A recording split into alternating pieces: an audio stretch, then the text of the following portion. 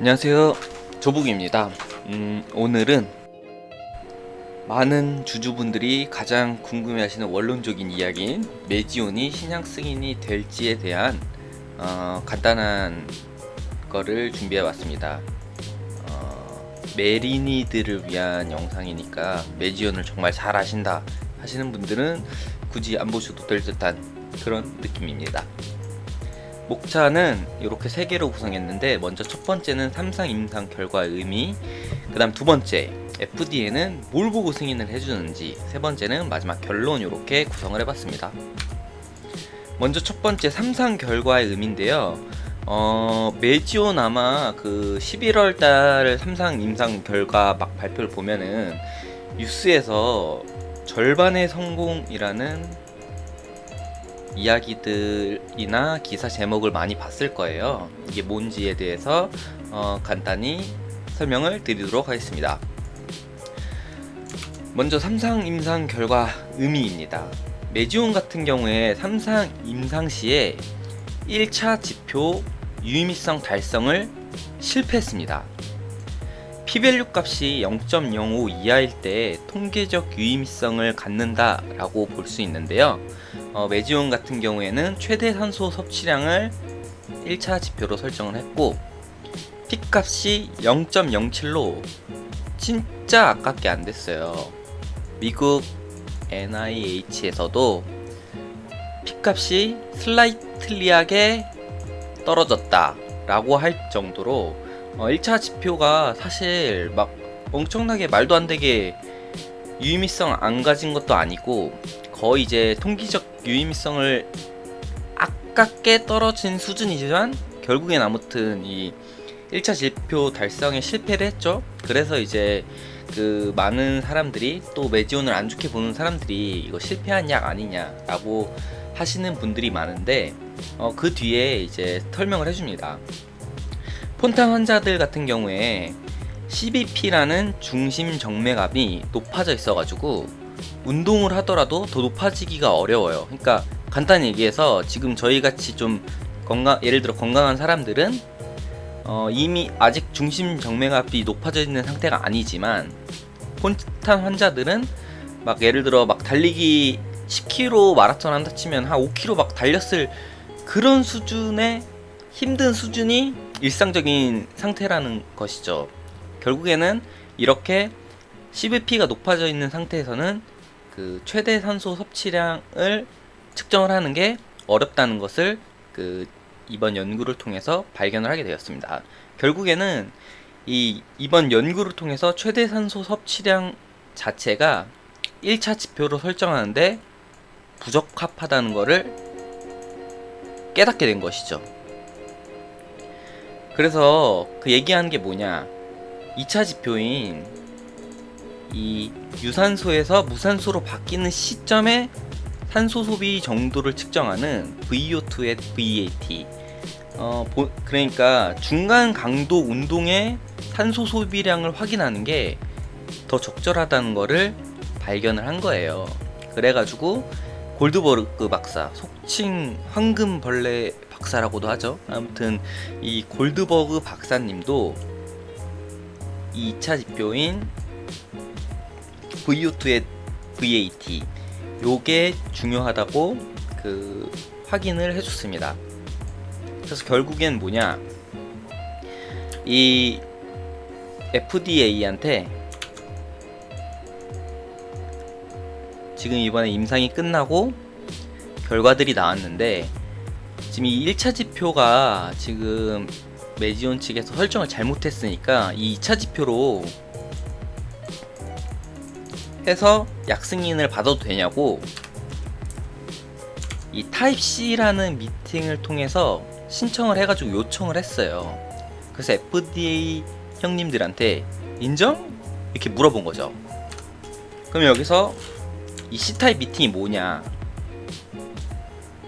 A타입이나 B타입이 아닌 다른 종류의 미팅을 다 C타입 미팅이라고 해요.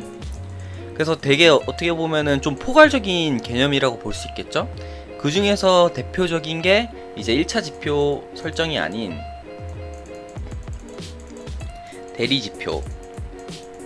그러니까 예를 들어 뭐 2차 지표일 수도 있고 그런 다른 지표들로 이 증상 개선이라든지 어떤 좋아지는 것들을 증명할 수 있게 된다면은 그걸로 통해서도 약을 승인 받을 수 있고, 메지온 같은 경우에는 아까도 말씀드렸던 1차 지표가 최대 산소 섭취량이 아닌 이 중강강도 운동의 산소 소비량을 이거로 통해 지표 개선을 한 게 맞다고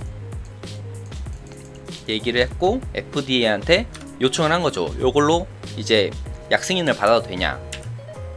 그러니까 FDA에서 하루 만에 이 C타입에서 그 바로 인정을 했습니다. 그 파일러브 하다고, 그러니까 제출 가능하다고 FDA에서 인정을 해줬죠.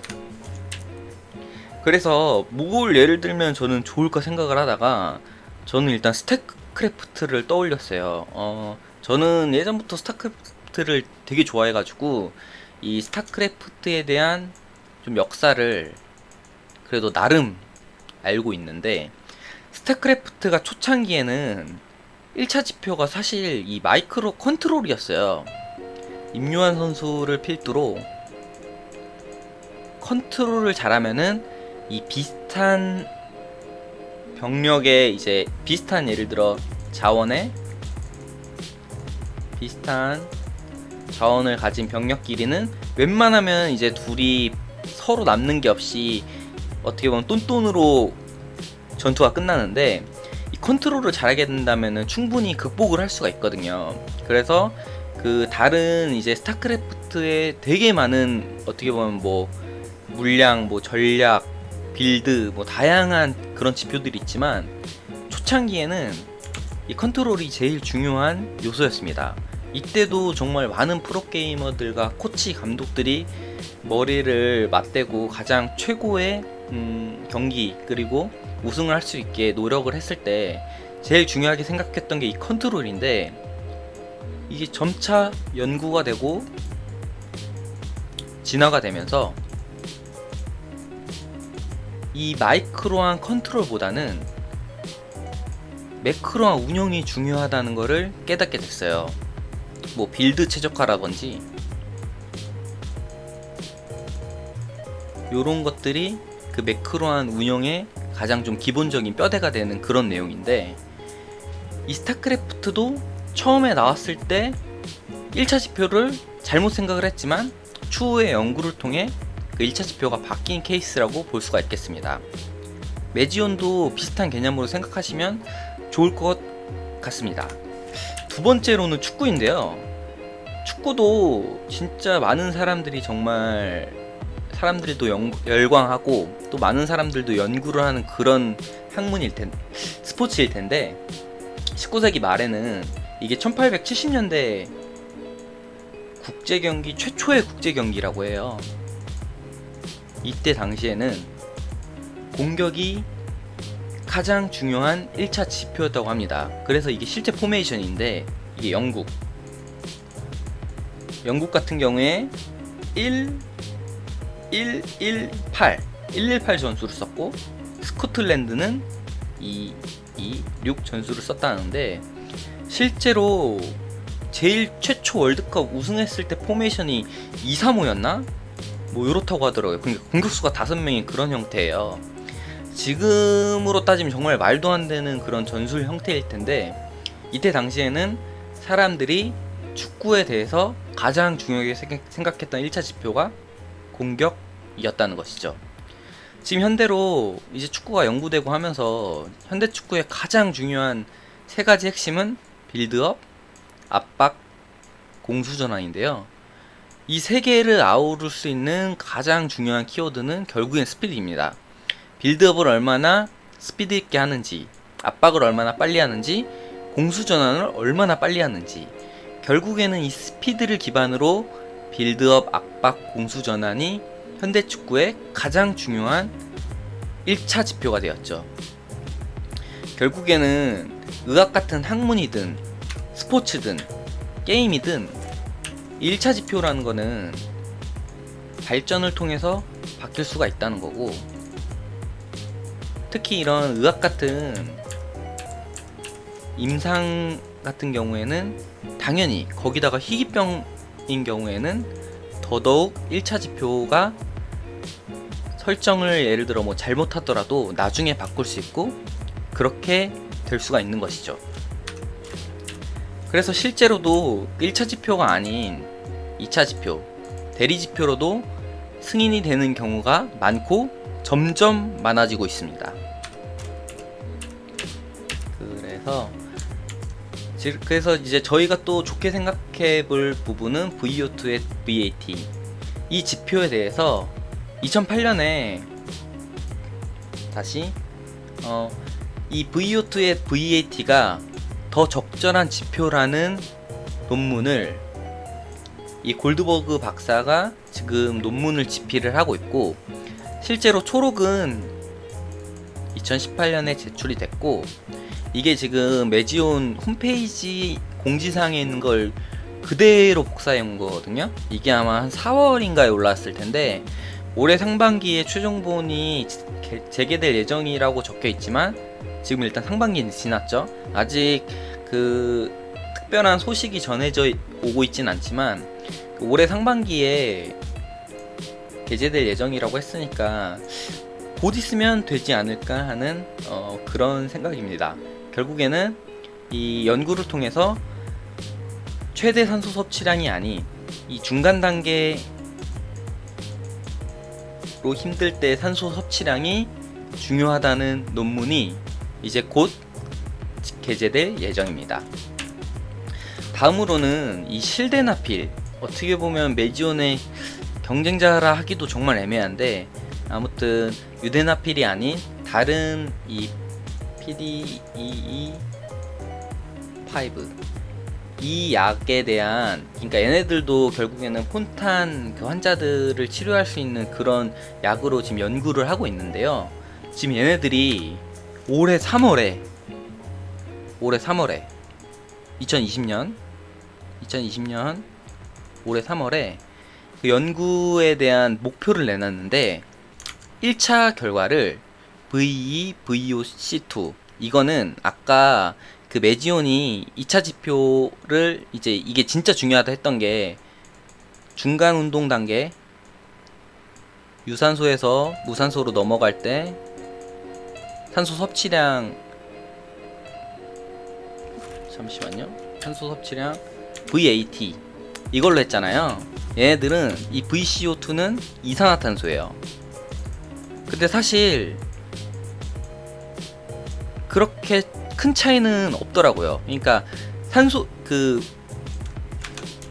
섭취량 VAT 였는데 지금 VCO2는 이산화탄소라 했잖아요. 근데 사실 그렇게 큰 차이는 없습니다. 두 개 다 예를 들어 VAT가 산소 소비량이 높으면은 이산화탄소 소비량이 낮겠고 뭐 이렇게 해가지고 둘이 약간 맞물리는 그런 관계이기 때문에 산소 소비량이나 이산화 소비량을 측정하는 게 막 그렇게 큰 차이는 없어요. 결국에는 이 실데나필 유럽 연구 1차 지표를 얘네들도 이제 눈치를 깐 거죠.